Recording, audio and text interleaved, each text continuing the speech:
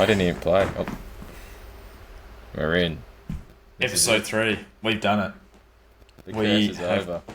crossed the border into unseen territory. And it's not as if they were a week, 2, 3, 4 weeks apart. We've actually stuck to our guns. And we have done it a week after beginning. Welcome. This is good. What, third episode in a week? Third episode in a week. And so hopefully not we can keep pumping out mucking around. 2. We're not here to fuck spiders. Yeah, quickly before we get into our 3 sports. Yep. I'm not much of a soccer man, but Liverpool have done Official. it. Official. Yep, they've done it. And I'm not much big on soccer, but listening to interviews of the players, this one's bigger than obviously 2020 because they've got a crowd this time. So Yep. good work, Liverpool. Cheers to Liverpool. Good stuff. Amazing. It's good to watch them. On the flip, I've never seen two big dogs like a Tottenham and Man U. So I've never seen them so low on an EPL table before in my life. So that's crazy. Yeah, I'm not much of a soccer man, but Just Liverpool thought was pretty much shit. Well, my young years, they were just coming up short. They were just middle of the table and choking. They won that UEFA, and then there was that one year they should have won it, and then they choked at the end. I think Stevie G second. slip. Yeah, that's it. Yeah, I always knew them as a choking side until that 2020 year. So kudos to Liverpool. All right, we'll follow the same template that we did episode 1. We'll do NBA, AFL, rugby. So we'll start off with the NBA since we both know what's going on there. Definitely. Update. Pretty much every single NBA playoff series is 3-1. Yeah. OKC, the only team that's swept. And the one that everyone thought would be 2-all is currently 2-all, and that's Denver and the Clippers. So we'll start off with the easy one. OKC sweep Memphis. What did you take out of that on a OKC side? Pure dominance, I reckon. They've shown it all year. I think that Chet, I don't know his last name. Chet Holmgren. I think him coming into the league, he was pretty cocky, so people hated him. I was one of them, but he's proven he's actually an elite player. Well, I think between him and Wemby, they'll be 1 and 2 for Defensive Player of the Year for the next 10 years. And maybe 1 year it just goes to Chet, and then the next it goes to Wemby. Like, they're so far ahead defensively, it's unbelievable. But SGA, he's actually stepping up. He's got the pressure of everyone saying he's the best player in the league. I think he's MVP this year. Me too. And Probably biased, he's but me too. literally taking control in the game. Yeah, well, he struggled the first 3 games shooting, which was strange, considering they won by so much. But in the last game, to close it out, I've got his stats here. 38 points on 13 of 24 from the field. Just absolutely made sure that they didn't need to go back to Oklahoma for a Game 5. So, unbelievable finish there from SGA to close out that season. Series, I should say. For Memphis side, Pippen, 30 points. Now, obviously Steph Curry is one of the best second-generation NBA players. Would Scottie Pippen have to be up there as well? He's coming along. I mean, obviously, Steph's so far ahead. But who else is elite as a Sun? You've got Gary Payton Jr. on Golden State, who's a great defender. Pippen's definitely one. He's up and coming. He's doing very well. I mean, who's the other Curry? An easy one, but I can't really think of anyone. Who's Steph Curry? Seth Curry's deemed out a good career. Seth Curry's actually underrated. He's actually had a great... I don't think Scottie Pippen Jr. gets spoken about enough. Because, there's heaps of NBA players that fathers played in the league, but they weren't nothing special. Yeah, exactly. But he's starting to carve out a very nice career. Coming out game. You know what? I might early money for next year. Scottie Pippen Jr. is most improved. I reckon he'll, because that could lead us segue into the next part. Where does Memphis actually go from here? Do they blow it up, or do they try again? Well, they weren't really that good coming in because what they finished. They started red hot and then tailed off. They ended up just under 50 wins. I think they had about 46. They finished 8th, 48 and 34. Yeah. Either they need another star. It could be Pippin, but Jar needs someone to bounce off because he can't keep doing this. He doesn't. He needs a D Wade or something. They need a big star, or else by the end of Jar's contract, he's going to bounce to a bigger city where stars are already there. Yeah, it's hard. You've got Jaron Jackson, who's obviously defensive, and he's stepped up with that above the break 3. You've got Jar. Desmond Bain does alright, but is he too small? Scotty Pippen Jr. probably can't be your starting shooting guard then because he's also small. Zach Edey's obviously young.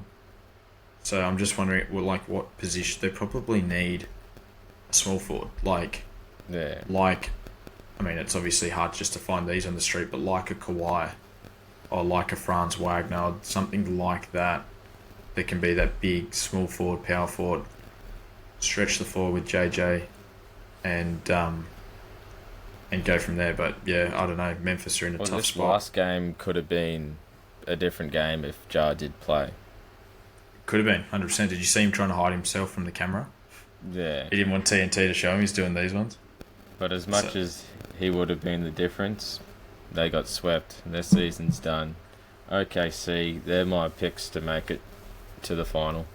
Yeah, mine too. I think they're just so dominant. Can't see them losing to either Denver or the Clippers, just the way they're beating themselves up. Obviously, anything can happen in a Western Conference Finals, but I'm thinking OKC looks pretty good. Warriors Rockets 2-1. They're still got to play Game 4. How have you seen the Warriors without Jimmy? Well, that last game they played, they were, in my opinion, dominating the paint. Every single point they had was coming in the middle. Warriors couldn't actually stop it. It was just they were shooting. Houston, this is in the paint? Yeah, Houston was doing so much in the paint. That's where all their points were coming from. And it just wasn't in that last. That's when even the third, that's when Steph started heating up. Because he had a quiet first, I'm pretty sure. So the one in Houston, I think even the one in Golden State just gone. His first quarters were very, very quiet. And then all of a sudden I'm refreshing the box score or getting time away from work to watch a little bit. And he just couldn't miss. He's shooting at above 50% as a jumpsuit shooter against a top 4 defense in the league. He's been unbelievable. And I'm happy to shit on Steph for all the super teams that they've had, but I thought without Jimmy, they'll just gang up on Steph and they won't. And, the defense would just outdo the Warriors now that Jimmy's not there. But Steph's been unbelievable this series, so that probably gets finished in 5 with the way that that's sort of heading. Houston can't score. Their offense looks terrible. Yeah, they come out the gate on fire, and then I don't know if it's fatigue or a mental thing, but I guess it's Golden State having players like Steph, Draymond, veterans that have been around stuff like this. Because Draymond, he's been very vocal. He's always vocal, but I reckon he's pretty much almost the glue to help their success. So many deflections. Defense. Yeah. I thought Şengün would have been having a bigger series than what he is just because of how much bigger he is inside. But yeah, his defensive play calling, Draymond, getting even guys like Quinton Post are holding their own a little bit against Şengün just based on the way that Draymond's setting them up. They've been unbelievable so far, the Warriors. But this could go 7. But I just feel like... Well, another thing that did suck, that with 4 minutes to go, Brooks got fouled out. Yeah, he's not the greatest, but he's a good defender. Well, it's funny that you sort of bring that up because it's pretty much from that point onwards when you look at the graph of how the game went, and it's about 5 minutes to go, and it just goes Golden State. Yeah. So it sort of coincided with Brooks goes off. Brooks had actually shot 3 or 4 from the 3. So he was shooting the ball well when no one else could for Houston, and all of a sudden he goes out of the game. Really well. and then you can see that Golden State just freed up from there. So what's your tip for the rest of that series? You reckon it'll go all the way to 7? I say yeah, it'll go to 7, but I see Golden State winning it. Okay. I just reckon Steph's got the Rockets' number. They've never beaten them in a series. He's 4-0. We'll make it 5-0. I don't see the Golden State going far in the playoffs, but I can see them beating the Rockets. Yeah, I flipped my tip. I thought that the Rockets would swallow them a little bit more defensively, which they are. It's not like they're scoring, but yeah, Houston also can't score. So when you're holding a team to 100, but you can't even get over 100 yourselves, it's going to be still pretty hard to obviously win. So yeah. I actually think that they get the Rockets in 5. I think they'll win tomorrow, and then they'll take care of them in Houston as well. Round 1 series of the league, Denver versus Clippers. Now, controversial end to that game. How did you see the Aaron Gordon dunk? Do you think it was a basket, or should have we been going to overtime? No, I reckon it was a basket. They had that angle that showed his fingers were off the ball. Yeah, it just depends on who you even talk to. Some people said they reckon that angle showed that his fingers were on it. Some reckon that it was off. Yeah. I had no idea. My opinion is that they bloody scored it, but literally those first 2 quarters, so you had Denver scoring 27, Clippers 22 in the first. Second was Denver 23, Clippers were 26. But then the second half, they were both kind of blown out. Denver was 35, Clippers was 17, and then last quarter, Denver was 16, Clippers 34. So I practically watched that whole second half, and it was usually you see one half a team explodes and then the other team comes back, and it's a tale of 2 halves. This was literally all of that, but in the space of the quarters. The way that Denver moved the ball, shot the ball, executed their plays, Jokic took over. The third quarter was unbelievable. And then in the fourth quarter, what everything Jokic did in the third, Kawhi just basically did in the last. And just, it was unbelievable to watch. Norman Powell as well, clutch corner 3-point shooting in the last quarter. Oh, definitely. He, in the last quarter, 3 for 3 from 3-point land. And all in that left corner, I reckon. He scored 22 for the game, and 9 of them were in that last quarter. He was massive. I thought they probably deserved to win in the end, but couldn't deny Aaron Gordon. He was unbelievable to have the awareness to jump up for that and get that game-winning dunk. The game's not over, and he stayed aware and got the chocolates. But I reckon this one goes with to no 7. Westbrook. This has to go to 7 now.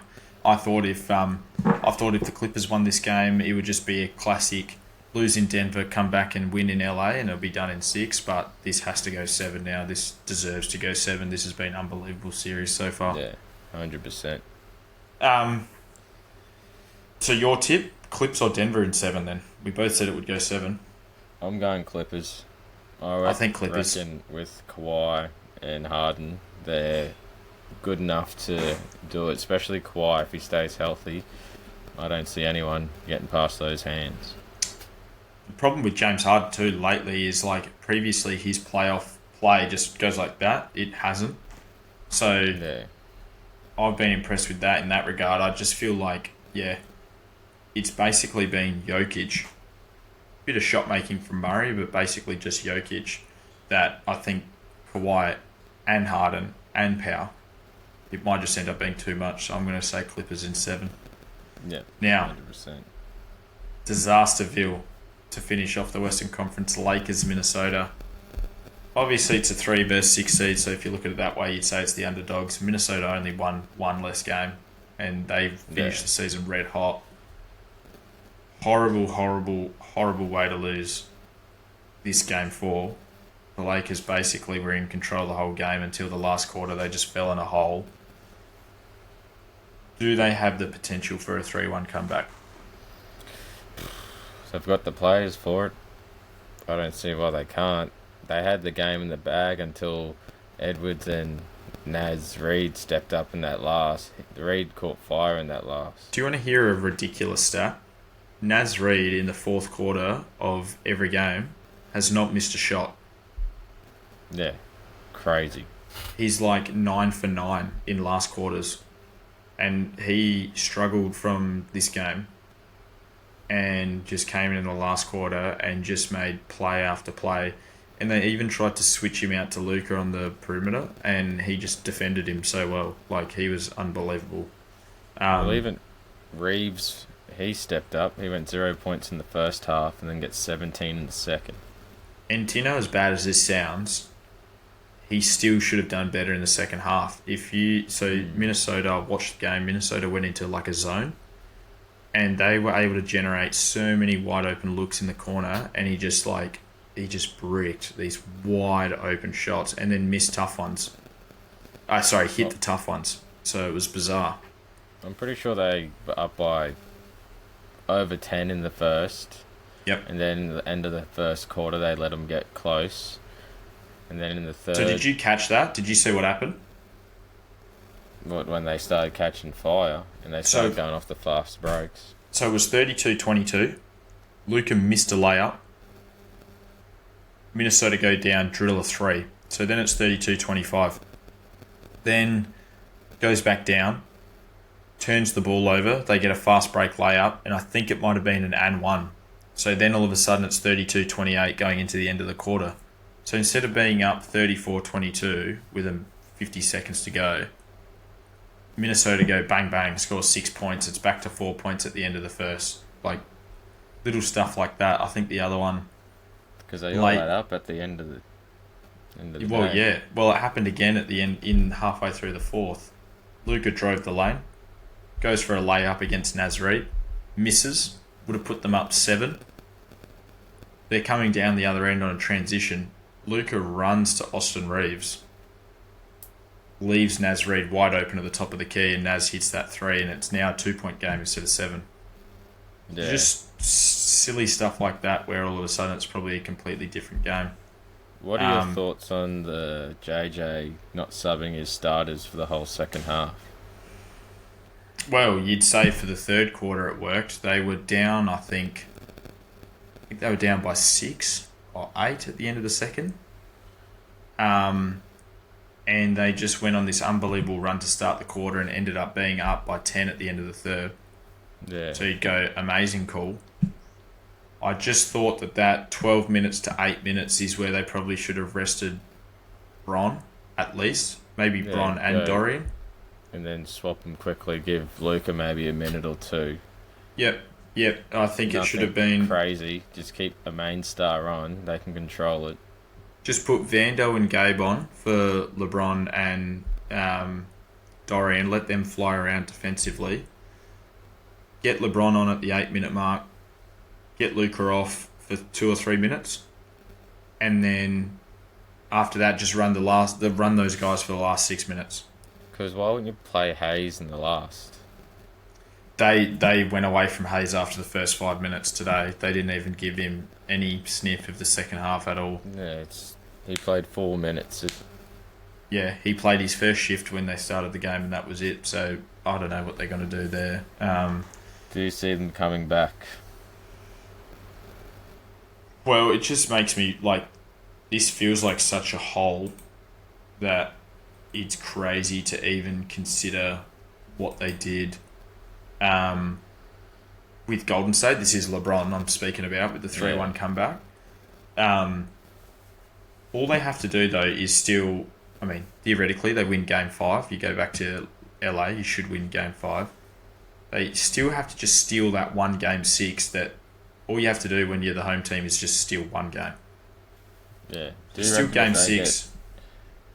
If they get blown out, do you reckon LeBron retires? No, I don't. I can't see that happening. I think all that I can see happening is LeBron takes a pay cut. He's got a player option. He does not take that. He gets a reduced pay. Then they have the money and they have the cap space to sign a centre. I think they'll try and get a big centre, and then they'll try and get like a Steven Adams on the bench. Yeah.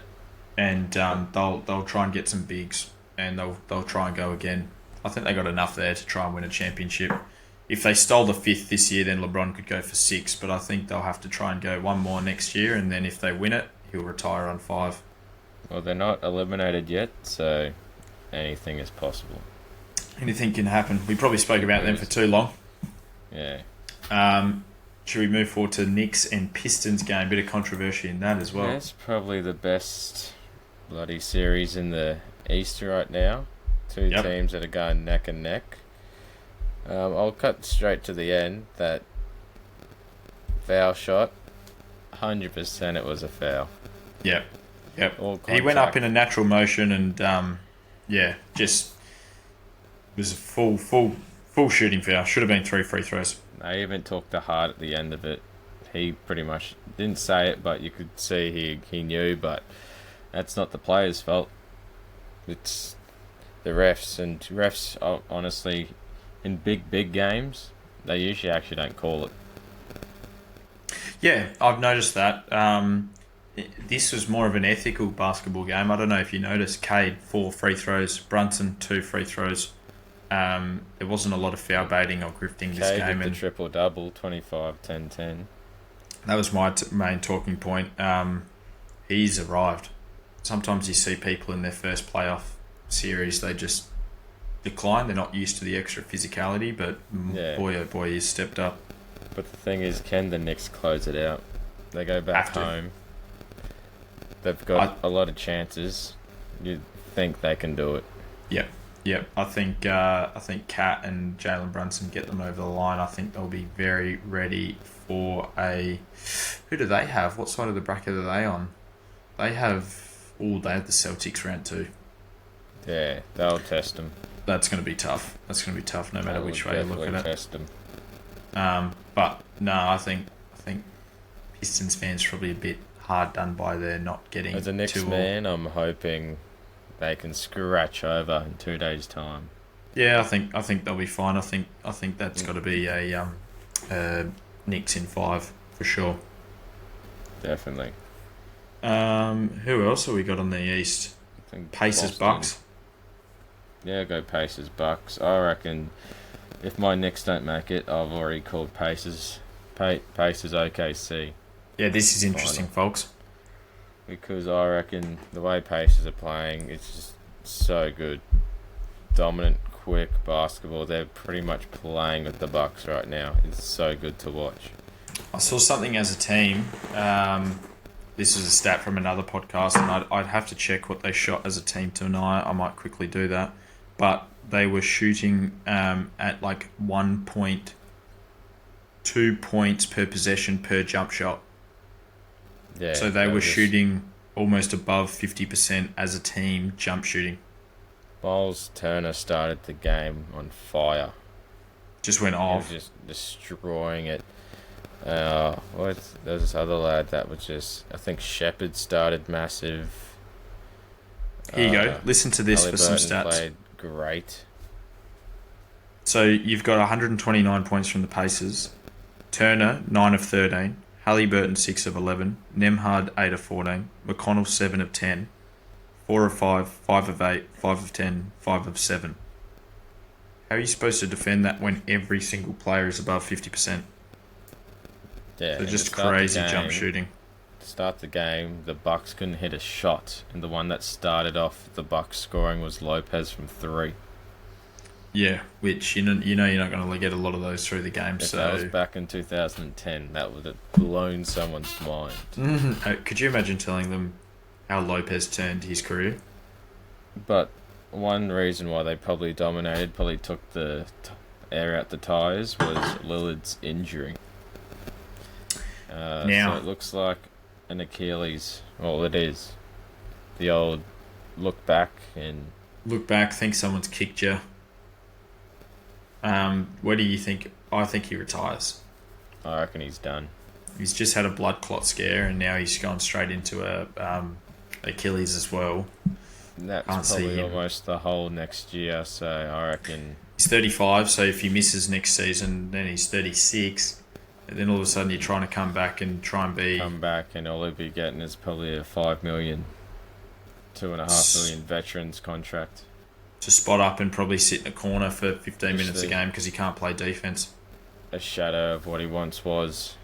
I think he just needs to retire now, and he can just go out as had an awesome career, but just got injured towards the end. Yeah, never. Well, he came close when he got to the conference finals, but I think that's it for him. So we'll quickly gloss over Celtics or Orlando because I'd actually much prefer to talk about Bucks and Celtics. Tatum's been amazing. He's obviously missed that one game, but he's been unbelievable this series and definitely carrying Boston there. Franz and Paolo are going to be a problem in the future for NBA defenses. They've just carried this team. Orlando need to just find some spot-up three-point shooters to drive and kick so that these guys can have some reliable shooting on the outside, but they've been unbelievable. Yeah. That'll finish 4-1. What are your thoughts? Now, you've controversially said Pacers go on to the verse. You reckon they'll beat both Boston and the Cavs, or Boston and the Knicks? I do. What do you think gets them over the line against the Celtics? That's a good question. I haven't really watched much of the Celtics play in these playoffs, but I have watched them play enough. I reckon it's just going to be hard basketball. I reckon each round is going to end up like the Clippers and the Nuggets. It's just going to be a show. It'll be neck and neck, hard ball, pick and roll. Miles Turner is going to be the one that gets them over the line, in my opinion. He's been in this league long enough, and the way he played today was the show. He's the man. He might not be an all-star, but he led that team. He started it. He got the momentum going. Yep. And that's when all the role players started doing their jobs. Halliburton started actually playing the way he should. Everyone says he's overrated, but he's actually... I don't get those comments. This back end of the year, he's been playing his role. I reckon they're... Playing like a 6'4" Steve Nash. In my opinion, they're the dark horse. I reckon you put up against anyone, they're going to win. Well, what I find interesting is the Pacers were actually thereabout in last year's Eastern Conference Finals. It would just get to the last sort of 3 or 4 minutes, and then Celtics will just use their class to outdo them at the end of games. I feel like Pacers are a little bit more well-rounded and have a little bit more depth this year and might be just a bit harder to guard than they were last year. Definitely. So I don't reckon it'll be as easy as last year. And look at their coach. They've got Carlo. Yeah. He took Dallas. He's taken underdogs to championships before. Yeah. So I reckon that'll be an interesting series. Their jump shooting lately has gone up to a Celtics level. So I know they've got Pritchard, and I know they got White, and I know they've got Tatum, but Jaylen Brown's jump shot has not been as good this year. So I wonder if the Pacers can take advantage of that. Brown's hurt. He's got his wrist strapped. I think he dislocated a finger. So, I don't know. Maybe you're right. Maybe you're onto something. The Pacers... Well, quick one just back on the Bucks. If the Bucks lose, well, they probably will Giannis leave? I think he has to. I think the Bucks have nothing. They literally have no future prospects. They don't really have any draft capital. They have nothing. So while Giannis is 32, you've missed the boat. You took a chance with getting Dame. Hasn't worked. You've just got to try and get as much in for Giannis as you possibly can, and you just try again in a few years' time. It's going to be a hellhole. They're going to be worse than Detroit were a couple of years ago. Yeah, I reckon he goes to a team in the West. Could you imagine how much more of a fucking slugfest the West becomes if he moves there? Yeah, it'll be that's nightmare fuel. That's for sure. Imagine if he goes to the Heat with Tyler Hero. Well, that's the rumours. Is it really? They're saying Heat's got the best look for him. I know some people say Golden State and all that, but I can see him playing at the Heat. Well, the Heat's just got a bunch of dogs, and then if they can fit it out with some more shooters and that sort of stuff, then why not? Like, that could be a good little team. Because then you'll have Giannis and Bam. Your big Giannis, two. Bam. Imagine that defensive twin towers, and then you've got Tyler Hero on the outside. That could be a good little lineup. Definitely. What does that do to Keller Ware, though? Does Ware then go to the Bucks as part of the trade? properly. You'd probably have to get rid of some good players Up and to get coming him. rookies, yeah. Yeah, Try and or go pick again. them too. Who knows? 'Cause they won't let Um, Giannis go easy. That's for sure. oh man, it'll be a draft haul. It won't be no Anthony Davis and a pick. That's for sure. All right, AFL. We can breeze through the AFL because there's not as much to talk about this week, but we do have some headlines. Well, we'll start off with the first game. Demons and Tigers, 20-point game, 83 to 63. These are looking alright. These are looking alright. The probably scoreline doesn't suggest how much of a blowout that was. I'm pretty sure the Tigers kicked 4 goals to 1 or something in the last when Melbourne were just cruising. They didn't care about Watching that last. it seemed it was a boring game to watch. It was. Tigers aren't obviously their best. That's pretty obvious. But when the third quarter, D's were 11 goals 7, and they finished 12 goals 11. So they could have blown it out. They could have easily. Yeah, I really like watching those Tiger rookies. I reckon Trainer and Layla are guns, and they've got a few good kids up forward. They'll be fine in a few years, but the Tigers aren't an interesting watch at the moment. But it's good to see the D's are finally getting a bit of back on their high horse. Yeah, back in their bloodstream again. Yep. But straight into it, Anzac Day. Your boys had a good crack. We had a good crack. I didn't feel like the score didn't. I don't know. This is the flip of the Melbourne-Richmond game. I didn't think it deserved 41 points in the end. Well, if you'd watched it without the score, the ending didn't feel like 41. I think they gave up the goals, but it was close. Yeah, I feel like we were alright. We were competitive. I mean, the weather didn't help.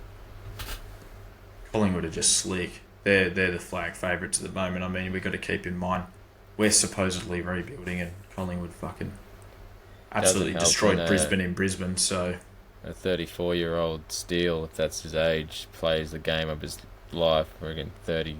Did I not say Steele side bottom for the Anzac Day medal would be a sneaky bet? I think I did. So you did. I didn't end up putting that on myself. I should have ended up putting that on. Should have won the medal. I think was robbed was Jamie Elliott. Kick 5. He's got 20 touches. He's what Steph Curry is to the Warriors. He's to the Heat. I can't even talk.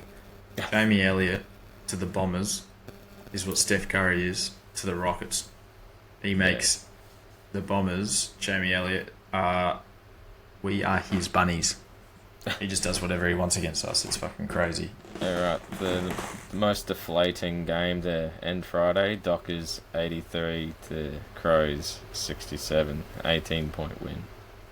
Another one that the scoreboard doesn't show the true game. I think the Crows kicked 5 goals to nothing in the last to make that close. I think they were coming Freo just back. Destroyed them. I have a good friend who loves the Crows, and he's gutted about the performance of the Crows to start the game. It wasn't the Crows that have started the year, that's for sure. Mate, imagine, so the Crows started shit up. They've now lost a few in a row. Then you've got Freo. They lose to Melbourne, but now they've beaten the Crows. Could you imagine supporting those two clubs? You're just going like this all the time. Because Freo's got the Saints next week and Crows have got the Blues, so both should win. Both should win. I still have Freo as such a good list, but I saw they're when they play, their on-field team is younger than North Melbourne. So they're still super young. So they're ninth, so they're in a good spot. They're in a good spot. They just need to string a few together, I reckon. But the Crows were disappointing. I didn't expect them to be so far behind heading into three-quarter time. Yeah. Saints versus Lions. I was a bit nervous. 188 to 73 our way, 45 points. 118 to 73. Oh, 118, sorry. I was going to say 188 to 173 would have been a fucking awesome game. Yeah, I was looking at the Kangaroos score, which they scored 88, sorry. But was I a bit nervous? Yes, after we got blown out. But they just went back to how we play. We played in Melbourne too. Do you know it was...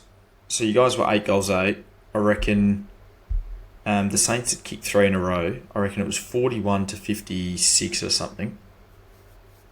And then you guys kicked a goal, but then you kicked about 5 points in a row.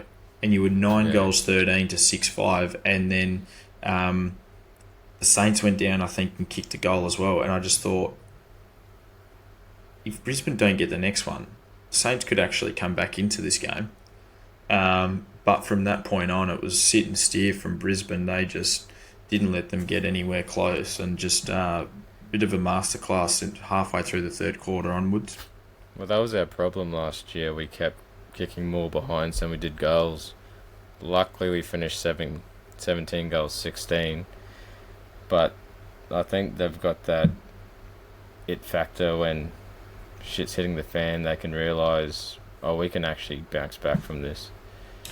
Zach Bailey is in career best form. He's unbelievable. Oh, definitely. He's one of my favourite players to watch. Love Hugh McCluggage. He actually copped the tag over Lachie Neale. I wonder if Rossi, the bossy, is regretting that. Neale had 31 and 3, so I don't know if old Rossi boy is regretting putting Winhager to McCluggage. But we had 4 blokes with 30 touches. Yeah. I mean, pick your poison. Who do you want in your fantasy team? Do you want Neale? Do you want Dunkley? Do you want McCluggage? And they played out of their skins. This game was the next one. Port 97 to Kangas 88. Very interesting. I've got a lot to say about this, because you got Port that flogged the team like the Hawks, and they were like real up themselves, and then they struggled against a team like the Kangas. So where do they really sit? I don't know. Now, the only thing I'll give Port is this game was probably the worst umpired game I reckon I'd ever seen. Horrible 50-metre calls, trigger finger calls. They had no control. It was just over-umpired that it just almost ruined the game. The teams, by the end of it, were so frustrated they were just bashing the shit out of each other. And it just didn't seem like Port were actually concentrated on playing football at all by the end of it. Well, especially Horn Francis, because that's his old club. So there's he got another punch on. A bit of niggle, but 3/4 time, he gets pulled in by his captains, Butters and Rosie, and he gets a stern talking to by the Godfather. And then he walks away. Not the best look. I think he just needs to just pull himself down. Like, he almost pulled out the Bailey Smith talk book at the end of the post game. Did you see him? He's like, "Oh, it's not a good look. I probably shouldn't be doing that." I was like, "Geez, it just sounds exactly like what Bailey Smith's been doing when he's been given these ones." Because I know everyone's like, he should be dropped. He would if he wasn't as good as he is, that's for sure. Mate, you can't drop him. He had 27 and a goal. But the way I like about it, he wasn't getting abused by Kenny. He was just getting spoken to him. It's just like, mate, what does the team need more? Do we need you to get the ball and fucking kick a goal? Or do we? Like this, still these ones, mate, just calm down. Yeah. But to have even Butters, he's usually revved up. But for him and Rosie, your two leaders, to be like, mate, calm down. And then that last quarter, he stepped up. He played fucking unreal. He did, and that's how they got the chocolates. Like, I'm pretty sure North Melbourne kicked the last goal to make it seem closer than it was. But yeah, no, he pulled his head in the last quarter. And you've got yin and yang, don't you? You've got Rosie, who's cool, calm, and collected, and then you've got Butters, who's a psychopath. Yeah. They want Horn Francis to be in the middle. They don't want him to be over with Zach Butters. You can't have too many psychopaths on your team. But I'll bring in the Dogs game because I want to talk about Port and Dogs next week. But the Giants 81 to the Bulldogs 113. The Dogs are looking like they mean business again. Finally. Well, we talk about imagine barracking for the Crows who'd lost a few. GWS as well are confusing. Some weeks they look like they should go undefeated, then other weeks they dish up second halves like this. It's fucking bizarre. But I guess the Dogs, come out with their chest puffed out in front of them now that Bond's back with them. That'll lift Yeah, the and spirits for sure. it's just sort of put everyone else in line. Like Ed Richards has looked better. Harms has a less important role. He's looked better. Libbers looked fresher towards the end of games because he doesn't have to do everything. He's just a Frazier, bulldog. Frazier's getting more of the footy now that Bond's come back, which Yeah. you'd think would be the other way around usually. Big But Timmy English is playing good. yeah, so it's just sort of all falling in line, and they obviously still have Treloar and everything like that as well. It's been No, they kind still of crazy got to freaking, what's his name? Ugelhagen. mate. I don't think I don't think he steps foot. I don't think he steps foot in a Western Bulldogs game again. I think he's done. Do you know he doesn't get match payments? He's just on 800k, so he's basically just living living the dream. 800k and doing nothing. No, he needs to pull his head out because he's annoying. I don't know if we do this in the AFL. I don't even think we do. Bevo Coach of the Year. They've got a lot of injuries, and he's been able to get them to 4-3. They've had a pretty tough draw, the Bulldogs. So I reckon it's a bit too early because you could almost put Demmer in there if he gets the Suns to a really good spot. Yeah, that's true. Because if the Suns... that's so- the next game. Well, because the only thing is, like, one of the Bulldogs' losses was to the Pies by 6 points. They're the only team that's just sort of gotten close to the Pies post. Obviously, Collingwood's round one loss. So it's just interesting to see that the Bulldogs have been in pretty good form. But yep, But Suns second half masterclass I've gotten written down here. they were good. They were down by 29 at second quarter, and I'm pretty sure in that third they kicked 42 points to 1. Yep, 6-6 to literally 1 point. Insane. The only Yeah. thing that was good for me in that behalf was I have Matt Roberts in my fantasy team, and the ball was down in their forward line so much that Matt Roberts on the halfback for Sydney just got so much of the footy. Yeah. But other than that, like, Gold Coast just fucking dominated in that I second think- half. It was unbelievable. The Swans are officially done. We won't see them playing grand finals for a good decade. Yeah, it's weird with them. I mean, they've got no forward line now, so that doesn't help. But it's kind of weird watching them. Like, they made the grand final against the Cats, got humiliated. Terrible the next year. I think they missed the finals. And they came back and they made the grand final again the year after. They've now started this year. They're only won 2 games. Barely scraped over the line against Freo.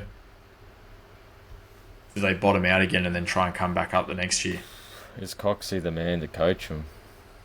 Well, he was Longmuir's right-hand man for so long. You'd think he'd sort of know what he's doing. I feel like he knows what he's You doing. think something would rub off, but yeah, I think the Suns are playing too good. Love it. We'll go on to the next one. Blues Cats. That was a good watch. That was a good watch. I was at the gym watching that, trying to... Blues actually dug deep and played good footy because in that last quarter, Cats had every right to come back and beat them. But they just played strong, tough footy and got the win over 18 points in front of their home fans. Well, you would have been nervous. I think it was first 5 minutes of the last quarter. I reckon the Cats had kicked 3 goals or something like that, and it got back to 10 points, I think. And so, like you said, they had every right to just sort of fall over and get overran, and they stuck firm. I think Bossy would be pretty proud of his group for sure. But Did that coming one. out of the Cats, Scott won't be too happy. Nah, it's probably one that they let slip. I mean, they've been I think playing it's a pretty good game footy. Game they should have won that first quarter. I think they let slip away. I reckon one of the moments of the game might have been third or last quarter. Danger versus Wiedering. A 1v1 ball. Yeah, running to the massive. boundary, and he just took him on, got him holding the ball. That was huge. That was massive. And then Danger tried to... Danger obviously tried to play for the free kick. I thought Wiedering's just the fucking best. I remember watching all his draft, like the year that he was going to get drafted, watching all his highlights. Just knew he's just going to be unbelievable. Yeah, He's they one of the best Sammy defenders Walsh- I've ever seen. Sammy Walsh definitely stepped up yesterday. He looked like his old self. Yeah, yeah, he was unreal. He's been unreal the last few weeks. They've slightly changed his role, made him go a little bit more outside. He's been very, very good. There. And to wrap it up, the most boring game to finish your weekend, Hawks and the Eagles. I love how they hide that in the Sunday graveyard shift. That was fucking horrible, that game. Bloody 50-point thrashing, 124 to 74. I think we knew the result was coming. I think I barely looked up at the TV to watch it, but the only thing I had interest in was I had Lloyd Meek look like just the best ruckman known to man in that game. He's in my fantasy, and he had 50 hitouts. I think he actually broke a Hawthorn record. Jesus. So that helped me a lot, obviously. But other than that, heaps of people stepped up that game. It was, how many is this? 1, 2, 3, 4, 5, 6, 7, 8. 8 players had 20 touches. Yeah. See, when you can just have a team game like that and play the game on your terms, then it's more enjoyable but then to play. You look at the next few players, they go 19, 18, 17, 17, 17, 17, 16, 15, like 14. Everyone is around the mark anyway. Played around. There was only 3 players that had under 10, which was Barras, McDonald, and Scrimshaw, which had 9, 8, and 5. Well, and they're in the back line. They're not even fucking supposed to get the ball anyway. Yeah. So, what are your thoughts? Where do you think Harley Reid's at? I reckon he played well. 19 touches, 2 goals. They sent him forward at that stage. He was trying to go back and he couldn't get near it. And so they sent him forward and he ended up flipping the switch. Is he $1 million man? I'd only give him $1 million if you'd stick him in a good team. Because I reckon he'll flourish with good players around him. Like a few more stars that are going to help him out. Not ones that are washed from 2018 grand final. I think he needs to come back to Victoria and show his actual potential. Because I think he is the star man of WA. The pressure's on him. Prince of Perth, they'll call him. And he can't do anything at this point because they're just getting thrashed. So, what's interesting, it's been massive talk that apparently we might get him. Now, obviously, we'd need to send the picks and have the money and everything. Little inside with what happened with the Kako trade. The Bombers actually took Melbourne's first round pick this year. Melbourne are currently the 4th pick, and then Essendon would be the 7th pick. Yeah. If you're West Coast, let's say it stays how it is, because I can't see Melbourne dropping below North, Richmond or West Coast. Would you take a 4th and a 7th to help build more depth in your club and get rid of a guy that kind of looks like he doesn't want to be there? Yeah. Now you don't have to pay him $1 million. You can get more players, more depth. Or do you try and ride it out and keep your number 1 draft pick? It would be tough because most people would say, if I was the GM, I'd say keep him because stars aren't born in 2-3 years. They got to still grow. Develop, get their bodies right. Yep. If I was them, I'd keep him, but I just feel like he wants Victoria.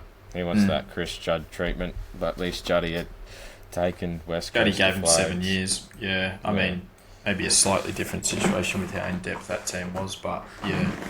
But just one big talking point of that whole week: Paul Curtis's 3-match ban with his tackle. Stupid. I can't believe it. They have to challenge that. Because he drops his knees, goes on the side. I think the reason that knocked him out was the Port player's knees caught the grass, which threw him forward, which knocked him out. Yep. Which is complete accident, so you shouldn't be getting... That's not the tackler, that's almost the player getting tackled. I just don't see how that's 3 games. I don't know why we do it based on outcome instead of the action. Yeah. Like, the action was not suspendable, but he got knocked out, so they're like, 3 games. It's like, no. Did you see the one in the VFL with the draftee from, I think, St Kilda? No, I hadn't seen that. Frontal bump, nothing wrong with it. Literally, it was just like two guys colliding, footballs in the middle. Bloke then from the bump falls back and hits his head and knocks himself out. They want to give the bloke 4 weeks. It's like the bump was completely legitimate and fair. There's nothing wrong with the bump whatsoever. But then you're going based on the outcome, which was the bloke knocked himself out. How does that even work? I think Jimmy Bartell said, I was going to say Butler for a second. Bartell said it best, saying the AFL just needs to come out saying, if you concuss someone, 3 weeks. Just say it. Yeah. If you're going to get someone concussed, no matter how you do it, that's 3 weeks. Like, he's just saying, just say it then. Yeah. So then there's no ifs or buts. But yeah, quickly, I mean, it just would make it easier. I'll just say the game for next week for everyone to watch is just Port versus Dogs. That'll be great. It's Is that gonna in? No, that'll be in Melbourne too, won't it? That'll be fast footy on the on Etihad for sure. But That'll be a good game. The AFL, the NRL. Should I quickly just go over the scores and then just go to the key points? Or... I reckon. All right. So Thursday, which was Broncos and the Dogs, pretty much a whitewash. Well, I've got here Bulldogs question mark. Tell me about it. Yeah. Go into the Bulldogs. Oh, actually, no. Do what you were going to say. Go through your scores first, and we'll recap. Yeah, I'll quickly just go through them. Bulldogs lost 18 to 42 Broncos. Roosters 46 to Dragons 18. Warriors 26 to Knights 12. Storm 24 to the Rabbitohs 16. Cowboys 50 to the Titans 18. Panthers 10 to Sea Eagles 26. I couldn't believe that 40. scoreline. Dolphins 28. And Tigers 20. Sharks 18. Para with the bye.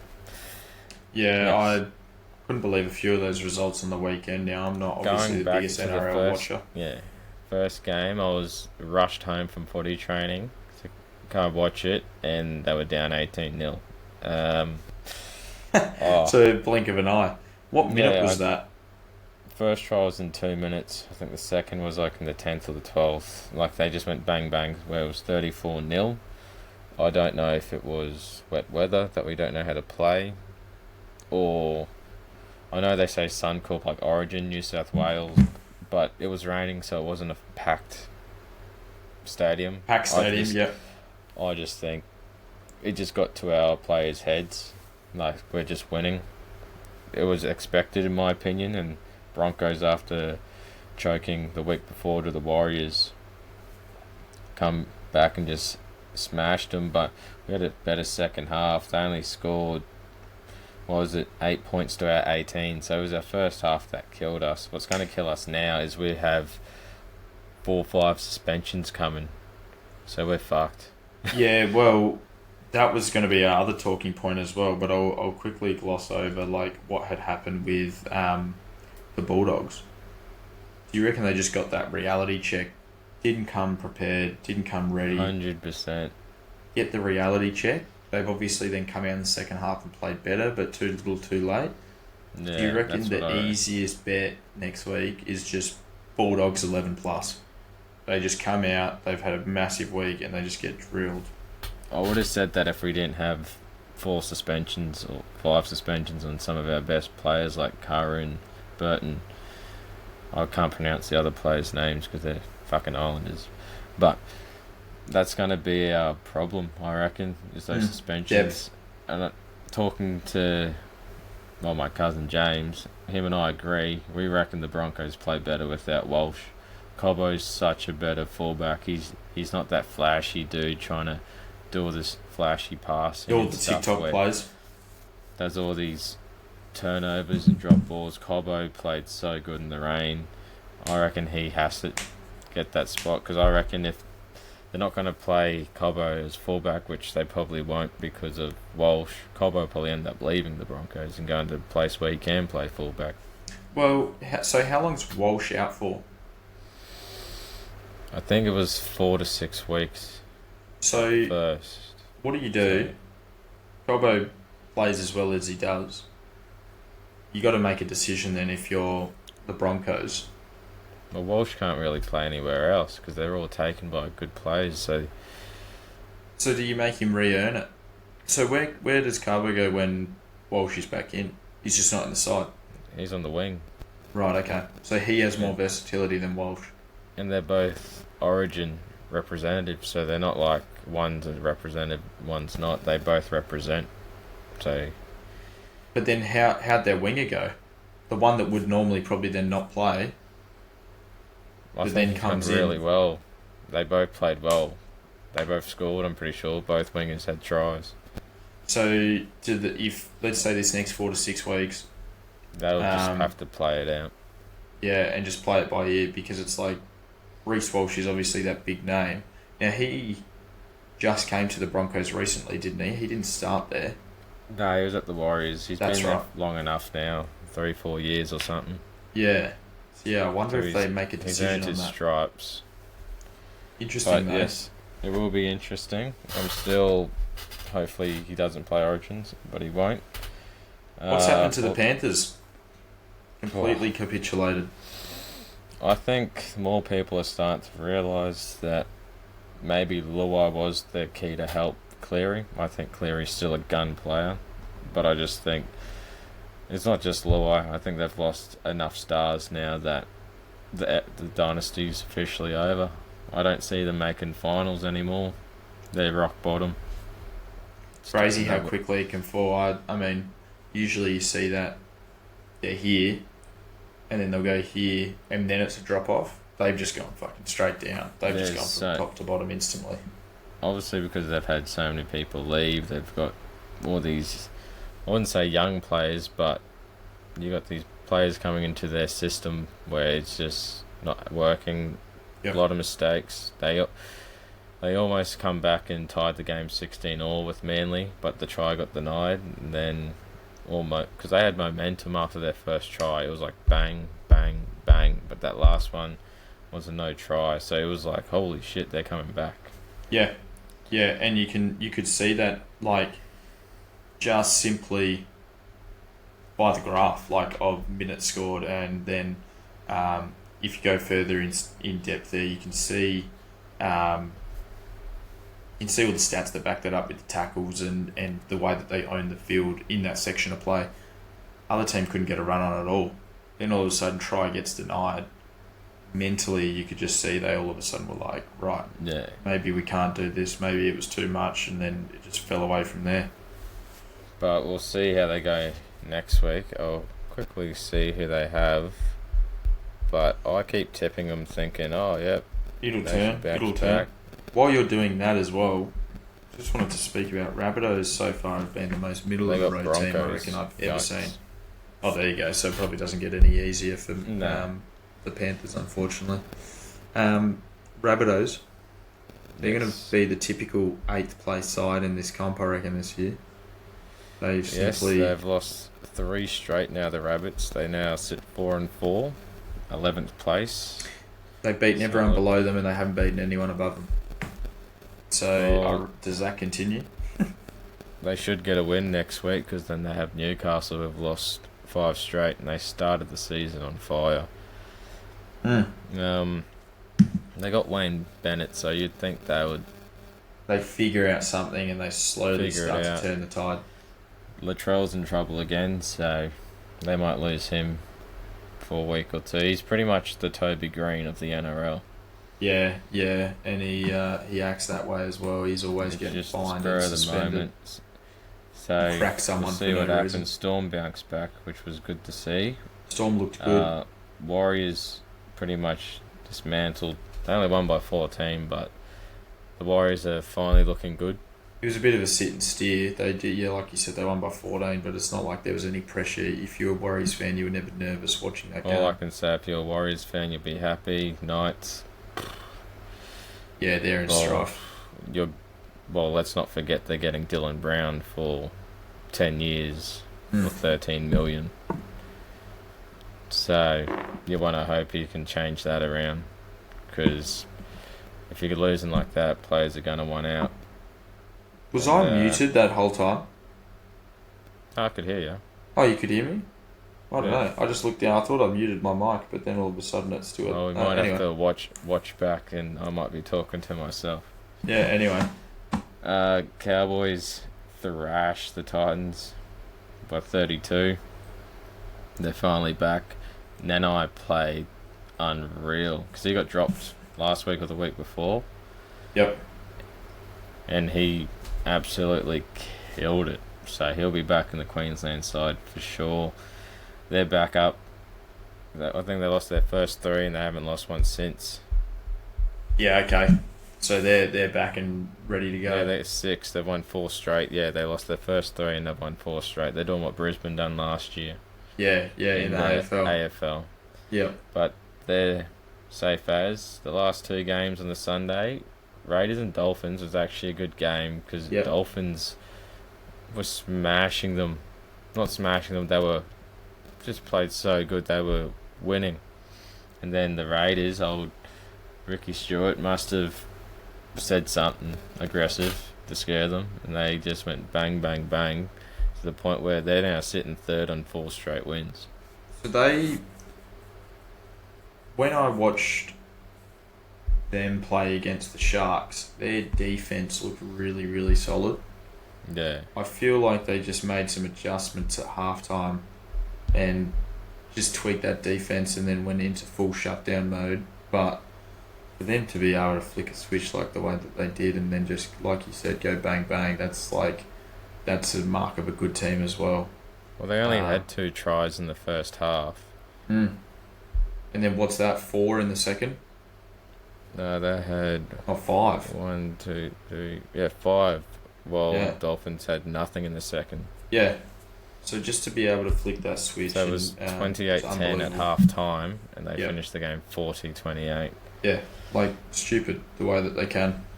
But it'll be good to see how far the Raiders can go this year, but this one's a tough pill for you to swallow.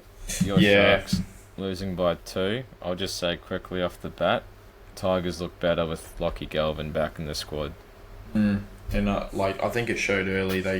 Tigers had their pep in their step with him back because they got out. They jumped us early. We did another good job of sort of grinding back into the game, but too little, too late. We did obviously get a little bit unlucky hitting the post, but you said several shots at it. Yeah. I don't know what some of the plays were. I feel like a few of those passes went a bit too wide and didn't give kickers enough time. But we should have a bit rushed and panicked at sometimes. I just don't think you're lucky. You're still sitting 7th. Somehow 4 and 4. I mean, we've been a bit unlucky. We could easily be 6 and 2, but we shouldn't have just put ourselves in that position anyway. To begin with, a big thing out of that week was 17 sin bins. Yeah, it's getting ridiculous because it's not like the contact's happening and they're seeing it and then they're blowing the whistle. That it's happening. A whole set of 6 is happening, and then the bunk is calling it. So is that a bit much? Should that just be an on-field call? Well, Joey Johns said it best. Like, they can't... If it's happening then and there, that's where they need to do it. They can't have it play out and then they go, alright, we need to go back. Yeah. And some of the send-offs are people tackling, and it's literally grazing the player's head. Yes, it's contact, but it's not... Deemable for send-off. This has been a talking point of the AFL as well. Yeah, you go. Yep. How many sin bins do you reckon they'll get this week in the Magic Round? I'm going for... Should we draw a line? Are we going over or under 19.5?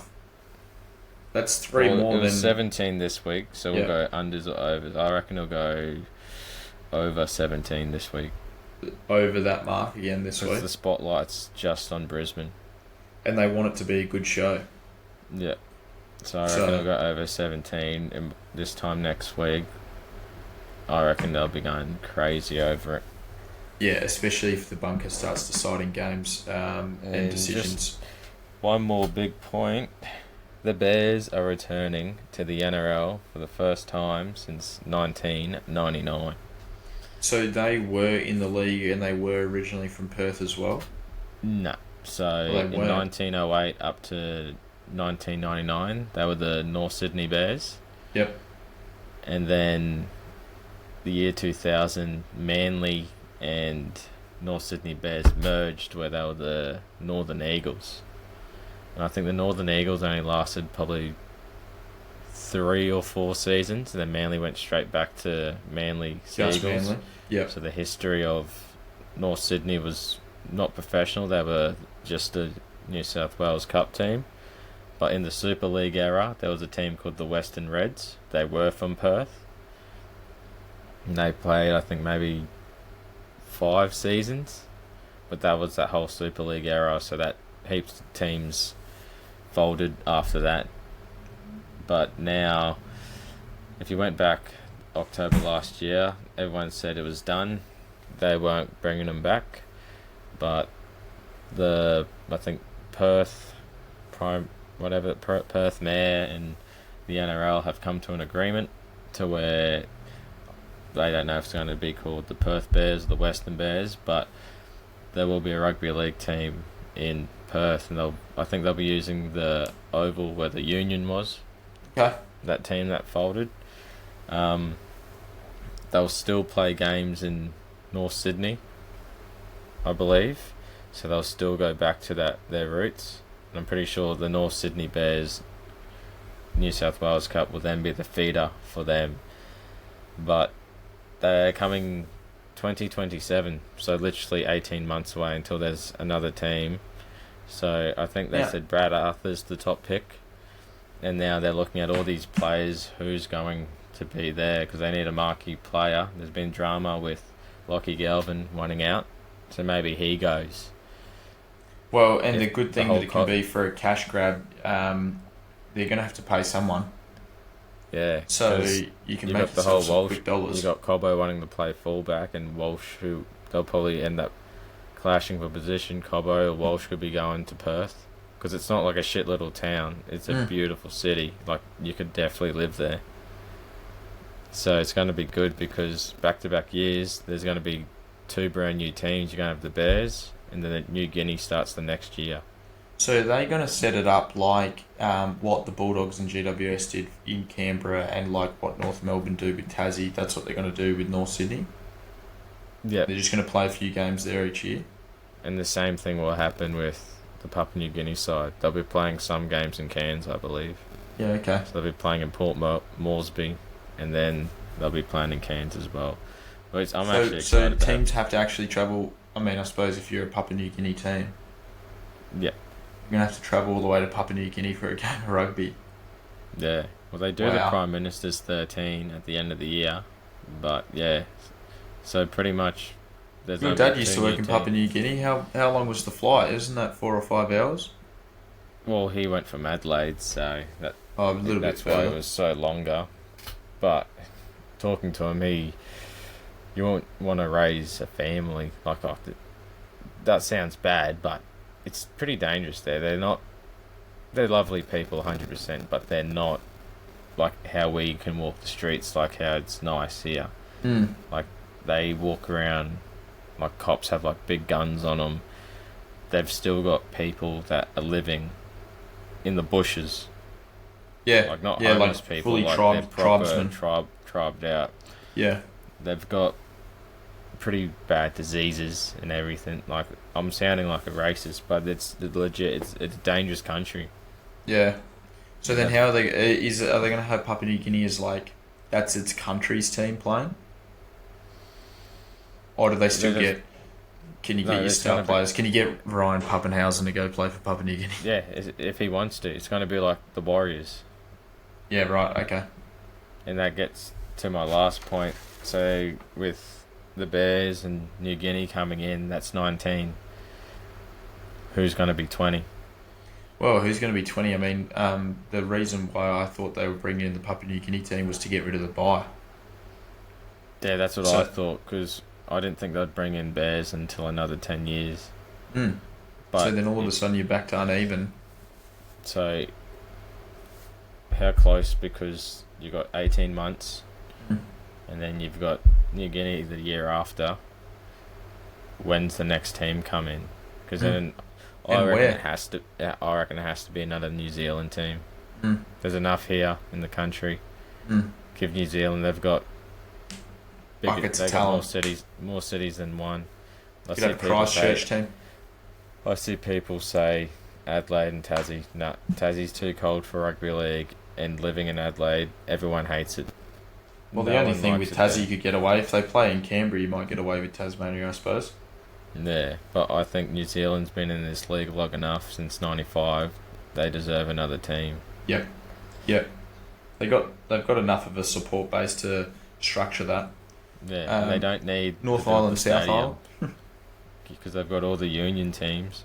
Yeah, They exactly. can just share the oval. So Exactly. I think, So I can't see that being too hard for them to sort out. To be honest. but yeah, What year would you have that in by? I'd say 2030. 2030, yeah. Make Yeah, it so you'd quick. be looking at 5 years, 3 teams. Is there enough talent and enough people to fill out 20 sides? This is the problem that they're having with the AFL, with the expansion. I reckon yes. I reckon the thing with AFL is it's a nation game. Yep. Rugby league's a worldwide sport. Yep. So you've got the talent worldwide to do that, I reckon. So do they get enough from South Africa and England and those sort of places?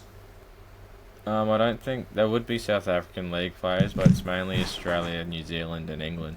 Yep. Or I should say the UK, because you've got your Irish, you've all those types of Scotland and everything like that as well.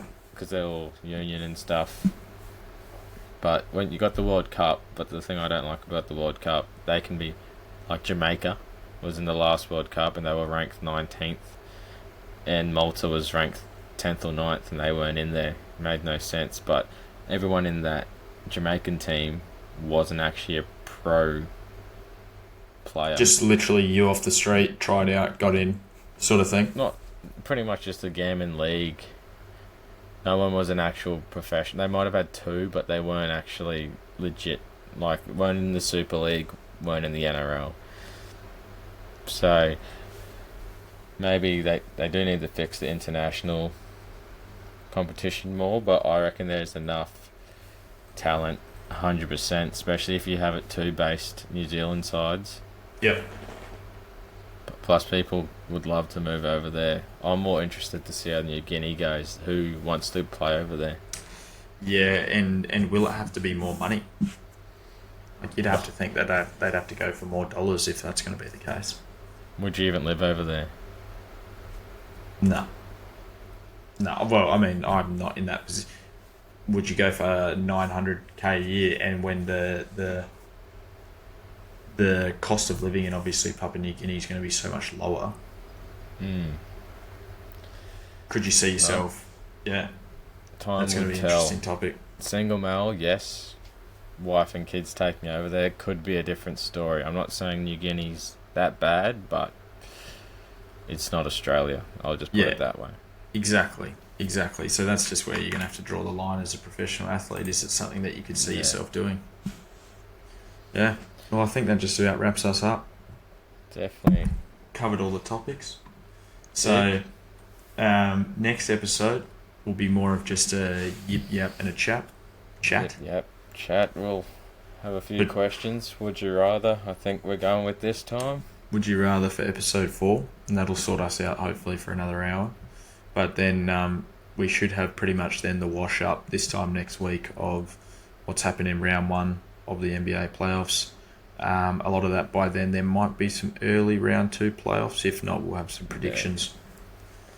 All right. I'll catch you on the flip Sweet. side. Sounds good. Peace.